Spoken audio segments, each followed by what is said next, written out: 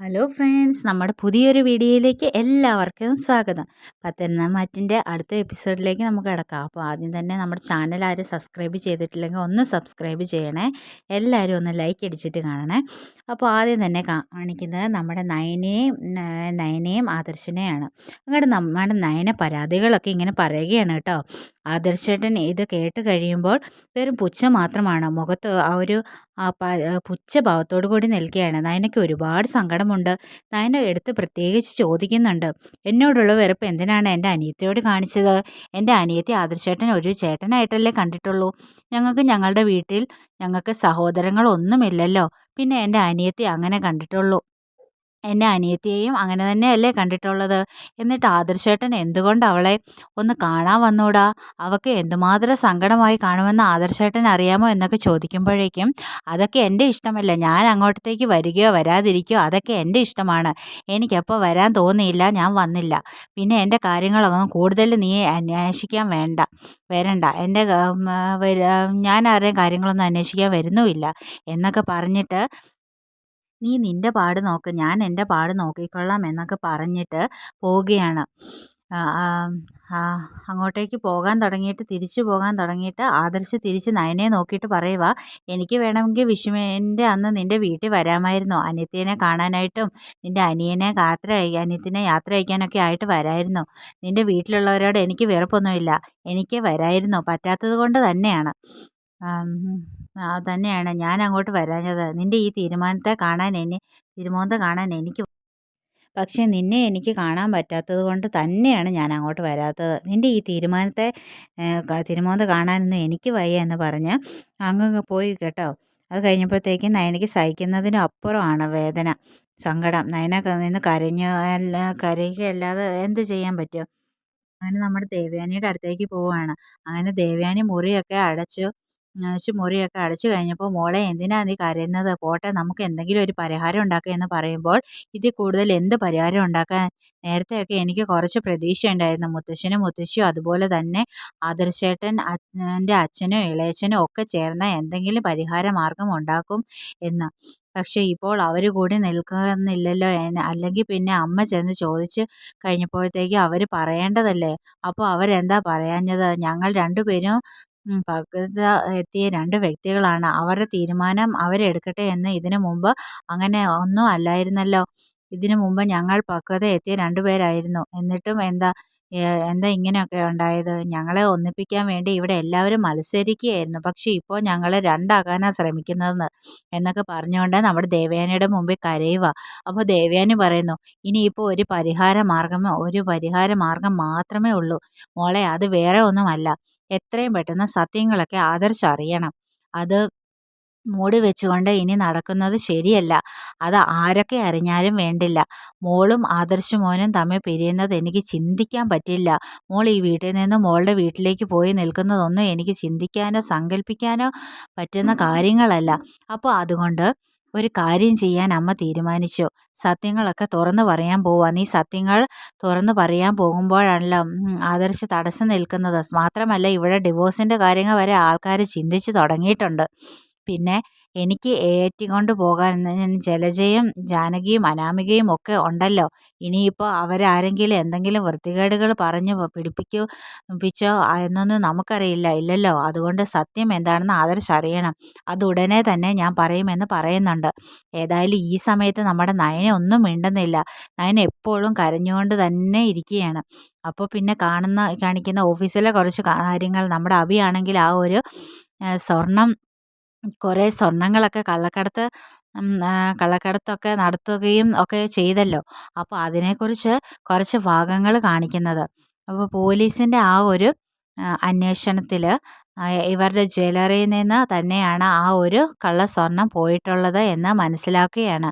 അപ്പോൾ ഇത് കേട്ട് കഴിഞ്ഞപ്പോഴത്തേക്കും നമ്മുടെ ആദർശിന് അങ്ങേ അപ്പുറം സഹിക്കാവുന്നതിനും അപ്പുറം ആണുള്ളത്. അപ്പോൾ ആദർശൊക്കെ ഇരിക്കുന്നിടത്തോളം കാലം ഇതുവരെ അങ്ങനെ ഒരു സംഭവം മൂർത്തീസ് ജ്വല്ലറിയിൽ ഒരു ബ്രാഞ്ചുകളിൽ നടന്നിട്ടില്ല. അപ്പോൾ അതുകൊണ്ട് തന്നെ ആരാണ് ഇതിൻ്റെ പിന്നിലെ എന്ന് ആദർശിനും കണ്ടുപിടിക്കണം. അപ്പോൾ പോലീസുകാരോട് ഊർജിതമായിട്ട് തന്നെ കേസ് അന്വേഷിച്ചോളൂ, ഇതിൻ്റെ പിന്നിൽ ആരാണെന്ന് കണ്ടുപിടിച്ചേ പറ്റുള്ളൂ എന്ന് ഒക്കെ പറയുന്നുണ്ട്.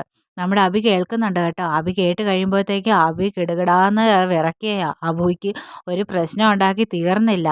അവിടെ നമ്മുടെ അഭിയുടെ ആ ഒരു പഴയ കേസും കുഞ്ഞും ഒക്കെ ഇരിക്കുമ്പോഴാണ് ഇപ്പോൾ അടുത്ത കേസ് ഉണ്ടാക്കുന്നത്. അപ്പോൾ അതുകൊണ്ട് തന്നെ അഭിക്ക് വല്ലാത്ത പേടി തോന്നുക. ഇനിയിപ്പോൾ ഈ സത്യങ്ങളൊക്കെ തെളിഞ്ഞു കഴിഞ്ഞിട്ടുണ്ടെങ്കിൽ അഭിക്ക് ഇനി മൂർത്തീസ് ജ്വല്ലറിയിൽ നിന്നല്ല അതിനുപരി ആ തറവാട്ടിൽ പോലും നിൽക്കാനായിട്ട് പറ്റത്തില്ല. അതുകൊണ്ട് നമ്മുടെ നബിയോടും അബിയോട് കൂടുതൽ സ്നേഹമൊക്കെ കാണിക്കുന്നത്. അപ്പോഴേക്കും നമ്മുടെ ജയൻ വന്ന് പറയുന്നുണ്ട് കേട്ടോ ആദർശിനോട്. ജയനല്ല, ആദർശ് ജയനോട് പറയുന്നുണ്ട്. അഭിക്ക് ഇങ്ങനെ പറയുന്നുണ്ട്, അഭിനെ സംശയമുണ്ടെന്ന്. ഹേയ്, അഭി ഇപ്പം പഴയ പോലെ ഒന്നുമല്ല, അവന് ഒരുപാട് മാറ്റമുണ്ട് അച്ഛാ. അതുമാത്രമല്ല, അവനിപ്പോൾ നവ്യനെ സ്നേഹിക്കുകയും നവ്യയുടെ അടുത്ത് പോവുകയും അവന് ആ ഒരു കുഞ്ഞിൻ്റെ അച്ഛനാകാനുള്ള ആ ഒരു ഇതൊക്കെ തയ്യാറെടുപ്പൊക്കെ നടത്തുന്നുണ്ട്. അപ്പോൾ അതുകൊണ്ട് എനിക്കങ്ങനെ വലിയ സംശയങ്ങളൊന്നുമില്ല. പക്ഷേ ആരാണെങ്കിലും ആരാണെങ്കിലും അത് കണ്ടുപിടിച്ചേ പറ്റൂ എന്നുള്ള ഒരു തീരുമാനത്തോടു കൂടി തന്നെയാണ് മുന്നോട്ടേക്ക് പോകുന്നത്. ഈ സമയത്താണ് ജലജയുടെ കയ്യിലൊക്കെ ഈ വിവരം എത്തിയത് കേട്ടോ. അതായത് നമ്മുടെ മൂർത്തീസ് ജ്വല്ലറിയിൽ ചെറിയ തട്ടിപ്പൊക്കെ നടന്നിട്ടുണ്ട്. അങ്ങോട്ടും ഇങ്ങോട്ടും കള്ളസ്വർണ്ണമൊക്കെ കടത്തിയിട്ടുണ്ടെന്ന്. ഫസ്റ്റ് തന്നെ നമ്മുടെ ജലജയ്ക്ക് സംശയം സ്വന്തം മകനെ തന്നെയാണ്. കാരണം അഭിയുടെ സ്വഭാവം അറിയാമല്ലോ. അപ്പോൾ അഭിയുടെ ആ ഒരു ടെൻഷനും പരവേശമൊക്കെ ഉണ്ടല്ലോ. നേരത്തെ എന്തൊക്കെയോ സംശയം ജലജയ്ക്കുണ്ട്. കാരണം അഭിക്ക് ഇപ്പോൾ പഴയ പോലെ ഒന്നുമല്ല. അഭിക്ക് ഒരുപാട് മാറ്റങ്ങൾ സംഭവിച്ചിട്ടുണ്ട്. ജലജയോട് പൂർണ്ണമായിട്ടൊന്നും പറയുന്നുമില്ല. അപ്പോൾ ജലജ ഇങ്ങനെ ചിന്തിക്കുന്നുണ്ട്. അപ്പോൾ ആ വഴി നമ്മുടെ അഭി വന്നപ്പോഴേക്കും, എടാ നീ എവിടെ നിൽക്കടാ എന്ന് പറഞ്ഞ് അഭിനെ പിടിച്ചു നിർത്തുക. എന്നിട്ട് ചോദിച്ചു, നിൻ്റെ ഉദ്ദേശം എന്താണ് എന്ന് ചോദിച്ചിട്ട്, എന്താ അമ്മ ഈ പറയുന്നത്? അല്ല, മൂർത്തീസ് ജ്വല്ലറിയിൽ എന്തൊക്കെയോ സംഭവങ്ങൾ നടക്കുന്നുണ്ട് എന്ന് ഞാൻ അറിഞ്ഞു. അത് ചെറിയ സൂചനയാണ് എനിക്ക് കിട്ടിയിട്ടുള്ളത്. അതിൻ്റെ പിന്നെ എന്തെങ്കിലും ഉണ്ടോ? നീ വല്ലതും ഉണ്ടോ? അങ്ങനെയെങ്കിൽ നോക്കിക്കോ, നീ മാത്രമല്ല, ഞാനും നീയും അടക്കം നമ്മൾ ഇവിടുന്ന് പടി ഇറങ്ങേണ്ടി വരും. അതുപോലെ സ്ട്രെയിറ്റ് ആയിട്ടുള്ള നടപടികളൊക്കെയാണ് എടുക്കുന്നത്. അച്ഛനാക്കാനാണ് അച്ഛൻ്റെ തീരുമാനം. അതുകൊണ്ട് നീ എന്തെങ്കിലും കുറ്റം ചെയ്തിട്ടുണ്ടെങ്കിൽ അത് ഏറ്റു പറയുക. എന്തെങ്കിലും പരിഹാര മാർഗം കണ്ടെത്തിക്കോ. അല്ലാതെ നിൻ്റെ കൂടെ പടിയിറങ്ങാൻ ഞാനുണ്ടാവില്ല എന്നൊക്കെ പറയുമ്പോൾ അമ്മ എന്തൊക്കെയാ ഈ വിളിച്ച് പറയുന്നത്? ഞാനൊന്നും അതിൻ്റെ പിന്നിലാ ആരുമല്ല. അമ്മ പേടിക്കണ്ട, ഞാനൊന്നും ചെയ്തിട്ടില്ല എന്ന് പറഞ്ഞപ്പോൾ, അല്ല നീ പിന്നെ എന്താ ഈ കുറച്ച് ദിവസങ്ങളായിട്ട് ആരോടും ഒന്നും പറയാതെ മിണ്ടാതെയും നിൻ്റെ ആകെപ്പാടെ നിനക്ക് മൊത്തം ഒരു കള്ള ലക്ഷണം എന്നൊക്കെ ആണല്ലോ എന്നൊക്കെ ഇങ്ങനെ പറയുമ്പോഴേക്കും അഭി പറയുന്നുണ്ട്, അത് വേറെ ഒന്നുമല്ല, ഞാൻ എൻ്റെ പ്രശ്നങ്ങളൊക്കെ ഇപ്പോൾ അമ്മയോട് പറയുന്നില്ല.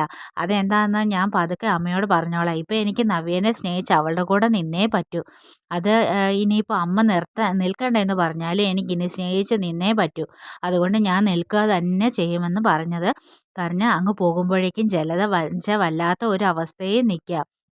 ഇവൻ എന്തു പറ്റി എന്നുള്ള ചിന്തയിലാണ്. അപ്പോൾ ഇതിനിടയ്ക്കാണെങ്കിൽ നമ്മുടെ അനാമിക രേവതിനെയും വേണുവിനെയും ഒക്കെ വിളിച്ച് ഇവിടെ നടക്കുന്ന കാര്യങ്ങൾ ഓൺ ദ സ്പോട്ടിൽ തന്നെ പറയുന്നുണ്ട്. ഇവിടെ വലിയ പ്രശ്നമാ അച്ചമ്മ, ഇവിടെ വലിയ പ്രശ്നം എന്ന് പറഞ്ഞ് ഡിവോഴ്സിൻ്റെ വക്കിൽ വരെ എത്തി നിൽക്കുകയാണ്. നമ്മൾ വിചാരിച്ച പോലെ തന്നെ കാര്യങ്ങൾ നീങ്ങുന്നതെന്ന് പറഞ്ഞപ്പോൾ മോള് ധൈര്യമായിട്ട് മുന്നോട്ട് പൊക്കോളൂ. തീർച്ചയായിട്ടും നോക്കിക്കോ, അവളെ അവിടുന്ന് വെളിയിൽ ഇറങ്ങി കഴിഞ്ഞാൽ അവളുടെ സ്ഥാനത്തേക്കാൾ ഒരു പടി മുന്നിൽ മോള് വേണം നിൽക്കാൻ. അതുകൊണ്ട് മോള് കുറച്ച് എരുതിയിൽ എണ്ണ ഒഴിച്ചൊക്കെ കൊടുത്തോ. നല്ല രീതിയിൽ തന്നെ ആദർശം എന്തെങ്കിലും കുറച്ച് ചൂട് കയറ്റിക്കോ. എങ്ങനെയെങ്കിലും അവളൊന്ന് അവിടുന്ന് പടി ഒന്ന് ഇറങ്ങിപ്പോയാൽ മതി. അവൾ പടി ഇറങ്ങിപ്പോയാൽ നവ്യ ഇറങ്ങിപ്പോകും. പിന്നെ നന്ദു ഒരിക്കലും ആ വീട്ടിൽ കയറില്ല. പിന്നെ മോൾക്ക് അവിടെ സ്ഥാനം ഉറപ്പിക്കാം എന്നൊക്കെ പറഞ്ഞുകൊണ്ട് നമ്മുടെ വേണുവും ജലജയും ഒക്കെ രേവതിയെയൊക്കെ ഇങ്ങനെ ഓരോന്ന് പറഞ്ഞു കൊടുത്ത് നമ്മുടെ അനാമികയെ ചൂട് കയറ്റുന്നതനുസരിച്ച് അനാമിക അവിടെ പല പല വിഷയങ്ങൾ ഉണ്ടാക്കാൻ ശ്രമിക്കും. പക്ഷേ മുത്തശ്ശനും മുത്തശ്ശിയും ജയനും അജയനും ഒക്കെ സത്യങ്ങൾ അറിയാം. നമ്മുടെ നയനെ ഒരിക്കലും അവർ കൈവിടില്ല, അത് വേറെ കാര്യം. പക്ഷേ ഇപ്പോൾ താൽക്കാലികമായിട്ടും ആദർശിൻ്റെ കൂടെ നിൽക്കുന്നതാണ്. ഇതിനിടയിൽ നമ്മുടെ നയന പ്രായശ്ചിത്ത കാവിലൊക്കെ പോവുകയും അവിടെ ചെന്ന് പല പരിഹാര മാർഗങ്ങളൊക്കെ തേടുകയൊക്കെ ചെയ്യും. അതിനിടയിലാണ് നമ്മുടെ ദേവയാനി ആദർശിനോട് തന്നെ സത്യങ്ങൾ തുറന്നു പറയും. സത്യങ്ങൾ തുറന്നു പറയുമ്പോൾ ആദർശിൻ്റെ ആ ഒരു ഭാവത്തിൽ നിന്ന് ദേവയാനി പ്രതീക്ഷിക്കുന്ന പോലെ ഒന്നുമല്ല. കാരണം വളരെ എക്സൈറ്റ്മെൻറ്റോടു കൂടി ഇങ്ങനെ നമ്മുടെ ആദർശ അതിനെ നോക്കി കാണും. മരുമകളും അമ്മായിമ്മയും അമ്മയും മോളും ഒക്കെ ഒന്നിക്കുന്നു എന്ന് പറഞ്ഞുമ്പോഴേക്കും അത് ഭയങ്കര സന്തോഷം നമ്മുടെ അർജുനൻ അല്ല സോറി ആദർശന് ഉണ്ടാകും എന്നൊക്കെ ആദർശനുണ്ടാകും. അപ്പോൾ തന്നെ നമ്മുടെ ദേവയാനിക്ക് കാര്യം പിടികിട്ടും കേട്ടോ. അപ്പോൾ നമുക്ക് അടുത്ത എപ്പിസോഡിലേക്ക് കാത്തിരിക്കാം. Bye bye.